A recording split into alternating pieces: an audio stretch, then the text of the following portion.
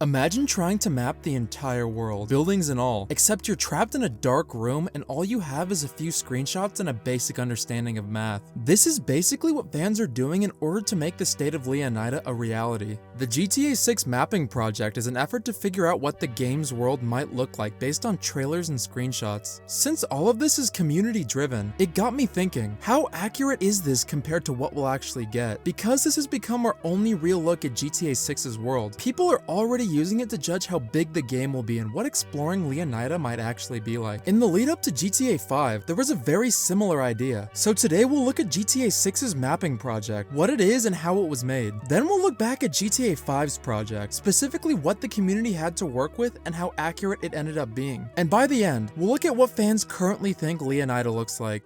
GTA fans are insane and have way too much free time. That means they have to analyze every piece of Rockstar's games, like this painting that may have shown GTA 6's map over 11 years ago. They can go through every single frame of every trailer and screenshot Rockstar gives us. This is where the GTA 6 mapping project comes in. The idea is pretty simple. A group of fans is trying to build the game's world before it releases. They aren't working with any more information compared to the rest of us. So how do they actually do it? Rockstar shows us different parts of the world across its trailers and screenshots. By comparing different camera angles, buildings, roads, and landmarks, mappers can estimate where the camera was and where certain locations must be. If the same building appears from multiple angles, for example, they can use those shots to figure out where everything sits in relation to each other. They also have something GTA 5 mappers never did: data leaks. These included coordinates from inside the Rage engine. Instead of simply guessing where certain places belong, the community had actual points they could plot. From this beginning, Leonida started to take shape. As Rockstar released more trailers and screenshots, the reconstruction became more accurate. This sounds incredibly tedious, and that's because it is. So why would anyone spend this much time doing it? Mappers say it's fun, somehow. Basically becoming the GTA 6 version of a GeoGuessr sweat sounds like the opposite of fun, but that's just me. But now you might be asking yourself, is this a complete waste of time? How accurate could something built from trailers, screenshots, and leaks really be? Luckily, we actually have something to compare it to, because GTA 5 had a very similar project during its development. In the lead up to GTA 5, the community went through several different versions of the map. They actually had less to work with at first because there were no major leaks containing coordinate data. The earliest version was extremely bare bones. It had a few streets, some landmarks, and vague guesses about the wilderness surrounding Los Santos. I mean, look at this. It looks like it was made in MS Paint. At this point, it barely resembled the final game because one of the biggest problems was scale. Nobody knew exactly how far different locations were from each other, so they were essentially eyeballing everything. A few months later, after Rockstar released more trailers and screenshots, the general shape started to come together. You can actually recognize parts of the final product. That being said, the proportions were still off. It more closely resembled Megamind than San Andreas. The northern and southern sections were too wide, and major places like Paleto Bay and Fort Zancudo were completely missing. This was about as close as the community got before Rockstar started revealing more substantial information. Only around a week before release did the fan map become almost completely recognizable. And even then, they didn't figure out everything themselves. Rockstar revealed a map of Los Santos with a special edition. More trailers and screenshots were available, and an Xbox achievement leaked the entire outline of the map. The community got kind of close, round of applause, but the quality drops off fast once you leave Los Santos. Most of the countryside is just a giant brown wasteland. Anything Rockstar hadn't directly shown was still a huge question mark. So to recap, GTA 5 mappers had 5 trailers, hundreds of screenshots, the entirety of Los Santos, and a leaked outline of the entire island to work with, and still got many things wrong. Right now, GTA 6 mappers are working with many of the same things: trailers, screenshots, landmarks, roads, and different camera angles. But this time they have one massive advantage: internal leaks. GTA 5 fans had to guess the scale of almost everything. GTA 6 mappers actually have points they can plot, which means the placement of cities, roads, and landmarks could be much more accurate than people realize. Where GTA 6 falls behind is the amount of official footage available. Around this point in GTA 5's development, roughly 4 months before release, we had 3 trailers to go through. Right now, GTA 6 only has 2. In my opinion, that makes what the community's already built even more impressive. The urban areas are starting to come into focus, but the countryside is still mostly a mystery. That's pretty similar to what happened with GTA 5, and I actually think that's a good thing. I mean, the GTA version of the Everglades is going to be insane to wander through. Florida Man to the extreme. There should still be plenty to discover once the game actually comes out. That's especially exciting because Rockstar seems to be putting much more emphasis on the areas outside of Vice City. GTA 5's countryside was cool to explore at first, but there honestly wasn't wasn't that much to do once you got out there. GTA 6 looks like it could be completely different. I don't think we'll know even half of what there is to explore by the time the game releases. And that's really exciting. So how much of this project can we trust? To tell you the truth, who knows? But considering everything we've talked about up to this point, it seems like we can have faith in the major areas of the game. This is because we not only have trailers and screenshots for places like Port Gellhorn and Vice City, we also have exact coordinates. This means a higher degree of certainty that the map is correct in these areas. Where this becomes more unclear is the areas that have less information, like the northern and southwestern areas of the map. For example, the concept went from having this large panhandle at the top to having no panhandle at all. Now, which of these concepts is correct? We don't know at this point. That's where things stand today with the GTA 6 mapping project. That brings us to another project, this time focusing on bringing the map from 2D to 3D. On July 31st, 2026, the channel Noah's Den uploaded a video titled, "I made the GTA 6 mapping project in City Skyline 2. This would be our first interactive look at GTA 6's map. This fan meticulously used the data from the GTA 6 mapping project to build a 1-to-1 scale recreation of the world within the game City Skyline 2. You can go anywhere from all the way down in the Keys to Port Gellhorn. I can't even imagine how long this took to make. This gives us an even bigger picture as to what the world might look like. Rather than staring at a PNG, we can watch a living, breathing world. This is only a small sample of what we can get, since City Skyline is a city simulator rather than an adventure game. This is still only based on the community's best guesses. We've gone from fans placing dots on a graph to being able to actually drive through their prediction of GTA 6's world, all before the game is even out. I can't really remember a similar dedication in any other game, and just goes to show what so many years with so little information does to our brains. I mean, we've made the game in a different game. The best part of this map is that it shows us just how large the real map will be, at least in our best guess. A 1-to-1 means that the model is exactly the same size as the real thing. People are really bad at judging scale. I mean, ask George R.R. Martin how tall the wall is. Now that we have all of this information, let's see the map for ourselves. Alright, so this is the GTA 6 mapping project as we know it today. So over here is Vice City, and if you see these little icons, these little camera icons and these little recording icons, these are actually what I was talking about earlier. So if you click on one of them, this is a scene from trailer 1. Fans managed to notice it goes right here, and so if you can tell right now, we actually have a lot of information on what's happening on Vice Beach. So we have a lot of screenshots, a lot of trailer footage, and over here, these are the leaks.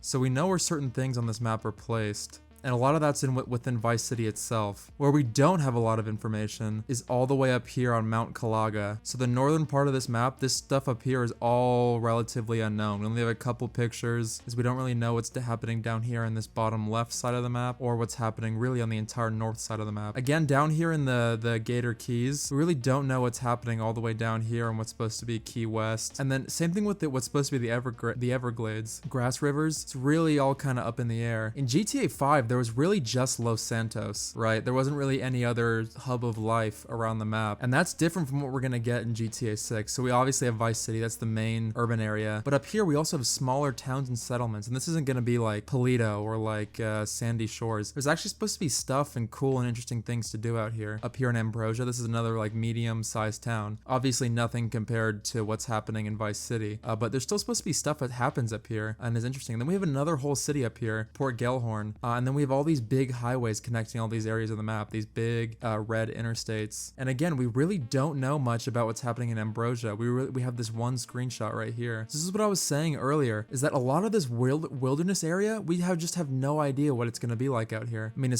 in my opinion, it's not just going to be all this empty wasteland stuff like it was in GTA 5. There's definitely going to be little things scattered about. And over here, St. Joseph, we have no idea what this part's gonna look like, but there's gotta be something there, right? You know, people really get confused with GTA Online, but it's like supposed to be a story game first, so being able to explore all this and see this living, breathing world, and it's a lot bigger than GTA 5. So yeah, sorry, kind of just to end this, you know, I've been rambling quite a bit, but I think that this is gonna blow everyone's minds. This is about to be like absolutely insane. Just to conclude, thank you all for watching. If you enjoyed this, subscribe. I really appreciate any support, and I'll catch you guys next week.